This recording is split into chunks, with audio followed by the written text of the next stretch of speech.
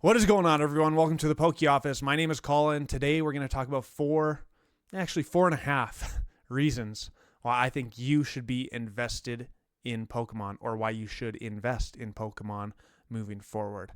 You hear a lot of the nonsense out there. A lot of the haters be like, oh, Pokemon's not investable. It's just a card game. It's just a collectible. It could go to zero. Why are you doing that? That's stupid. What a stupid way to spend your money. You should buy stocks, or you should buy crypto instead. You also hear the other side where it's like, I can't believe you just bought all that product. Why don't you save any for the kids? Why are you doing this? You're such a bad person for buying Pokemon cards. You're such a bad person. I can't believe you would do that. I can't believe you would scalp when you've literally waited for 6 to 12 months before selling for a profit. I mean, what do local game stores do? What do distributors do? They buy cheap, sell a little higher, make some profit. Why can't we be part of that action? Oh, there's always going to be some losers. Well, not necessarily. If people like to collect and want to spend money on it, that's not losing. That's winning, baby. So I try and ignore that kind of nonsense because Pokemon is investable. Whether you want to do it or not is one thing. That's totally fine if you don't want to. I'm here to tell you that I think you should if you like Pokemon. Now, before we get into my 4.5 reasons, there's a caveat. Like, I'm not a huge fan of the people during like COVID era where, wow, Pokemon is such a big thing right now. I don't even like Pokemon, but I see an opportunity to buy something, flip it the next day and sell it. Actual scalping that takes place, yeah, that's a little frustrating. I don't like that. I don't want to be a part of that. But actually like buying a booster box early, holding on to it for 6 months, a year, 5 years, 10 years, selling for a profit to someone who still really wants that product, that's a win-win. Because ultimately, I bought Evolving Skies at a really high price compared to what the person I bought from bought it at. So he won by making money off of me purchasing that Evolving Skies box. And then I opened one of them. I have a few of them, and I sold a few of them for some more profit. I wanted it at the time. That was not a loss for me. That was like, yes, I finally got a chance to buy Evolving Skies.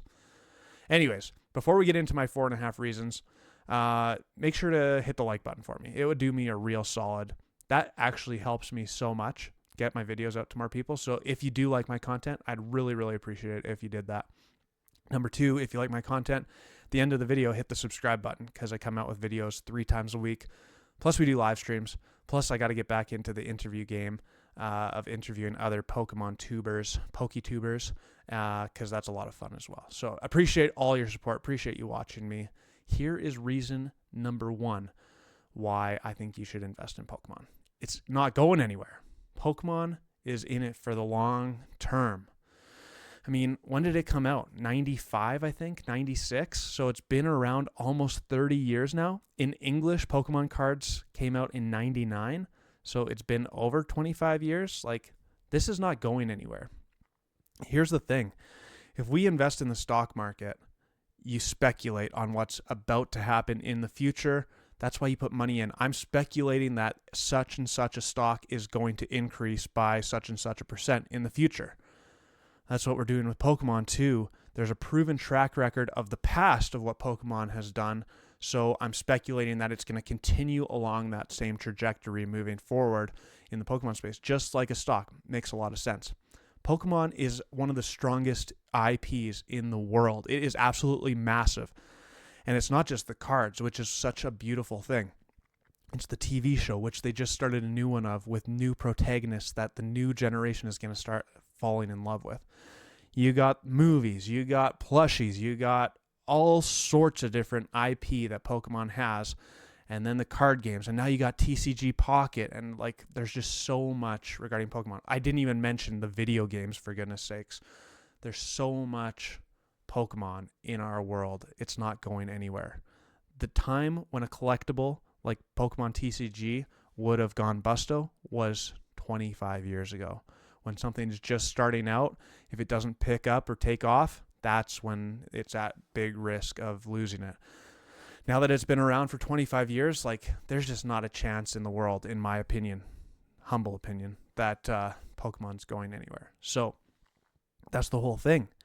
We guess, the investing term is speculate, on what's going to happen in the future. And I am speculating that Pokemon is going to be bigger than ever before in the future for a long time yet to come. Now, here is like the flip side of that argument. My dad really likes 60s and 70s muscle cars. Loves them. Always has loved them. He grew up with them. They're part of his past. They're nostalgic. And even though there's nicer cars today, like cars today are way nicer than the old cars. The old cars carry that extra like weight to them for him where, wow, I love that. I would love to have that 69 Chevelle in my garage. That's his thought. So there's some value to that 69 Chevelle. Now, when my dad gets old enough and then he passes away at some point, I hope that's not for a long time, if that generation moves on, is that 69 Chevelle important to me? Not so much. Not so much. So here's my big question about this point. At what point in time does that nostalgic investment or collectible start to either flatline or lose its value? Maybe there is people my age that do really like 69 Chevelles or other muscle cars. I don't though. But my dad doesn't like Pokemon. I love Pokemon. I loved it as a kid. And now I actually make a good amount of money every year. I have money to invest and to spend on Pokemon. So right now I'm more into Pokemon than ever before. As a kid, I just had to ask my parents to buy me a pack. Now it's like I can go buy a case of booster boxes if I feel like it. I can do whatever I want to. And that's not going to change, I don't think. Like I'm going to be into Pokemon. I'm in Pokemon for the long term. I absolutely love it. Like I can't see any reason for my life to not love Pokemon. So when I'm 60 and when I'm 70, still pretending like I'm a 25-year-old kid, I think I'm still going to love Pokemon. Obviously things could change, but that's my thoughts right now. Like Pokemon is a huge passion of mine. I don't see why that passion would change as I get older.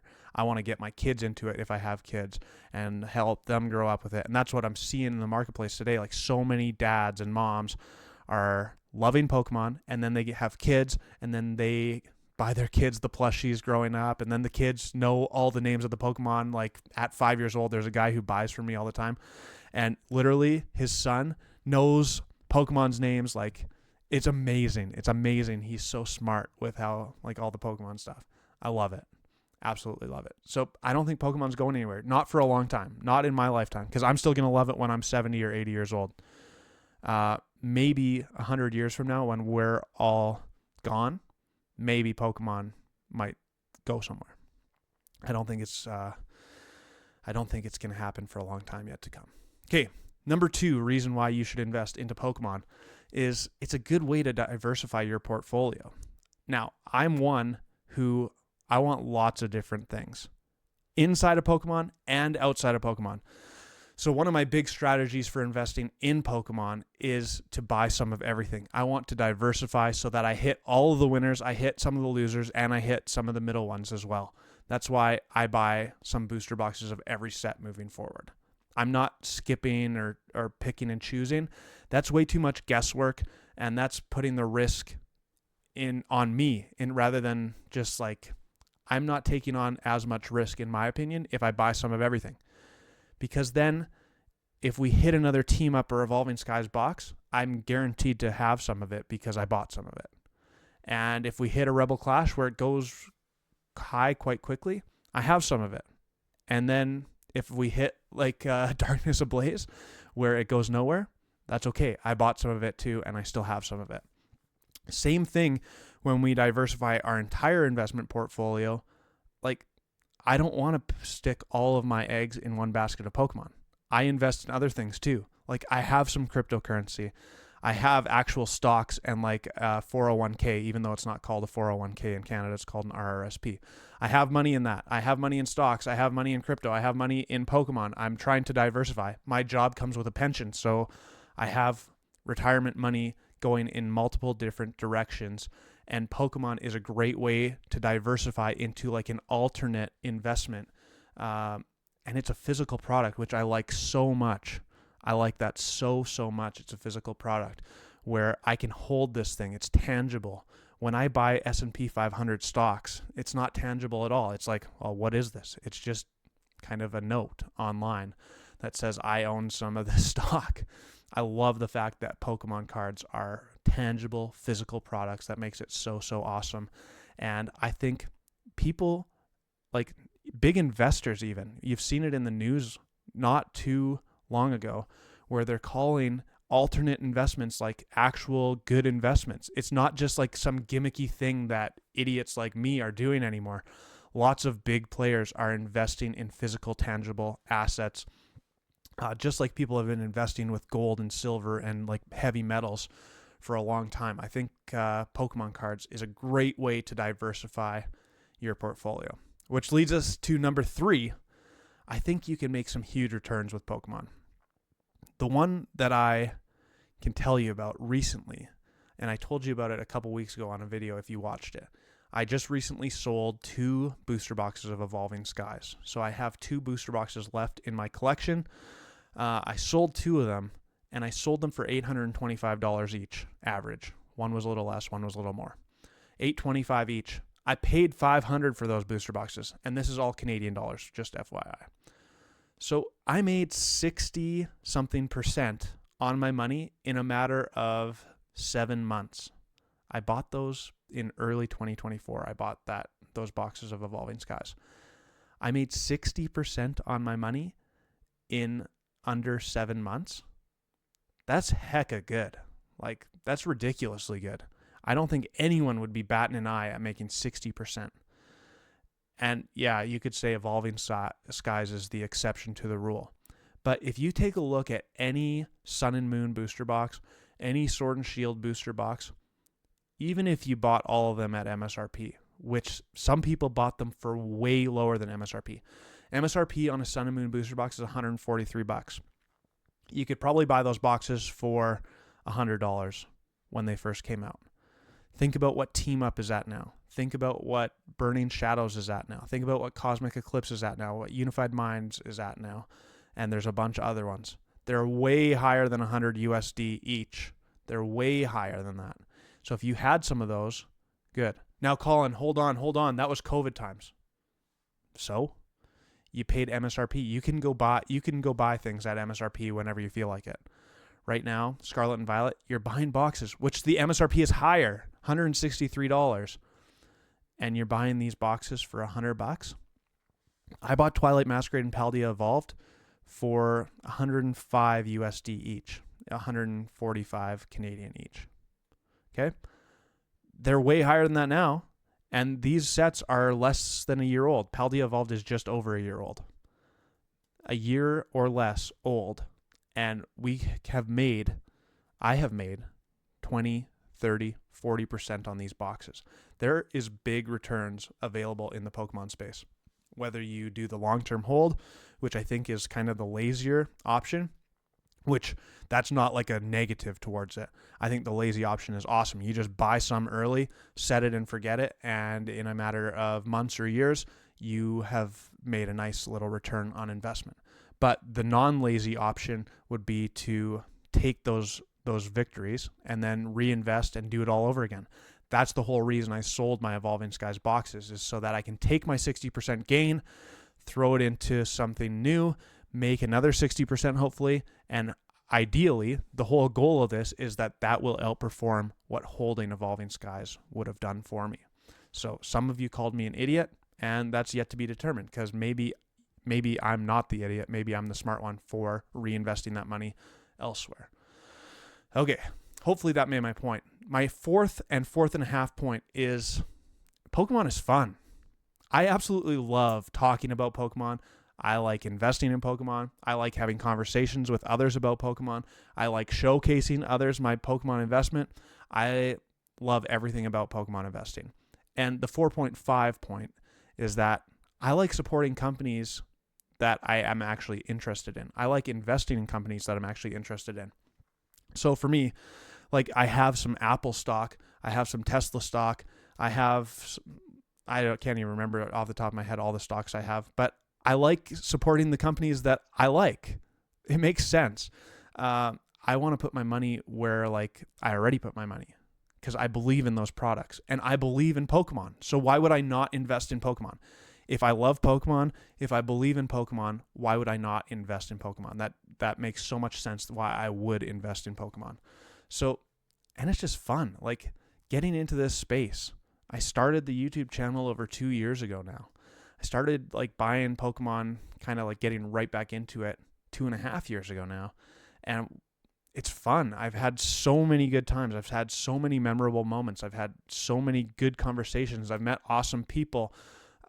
I've made this YouTube channel and like get to talk to all of you now, if you're actually still watching, which is kind of blowing my mind. But Pokemon is so fun. Why would I not put some money into something that I love so much? That just makes so much sense to me. So hopefully that helped.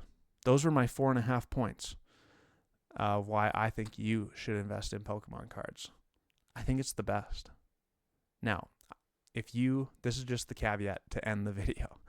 If you think that I'm telling you to put all your money or put money that you don't have into Pokemon cards, absolutely wrong.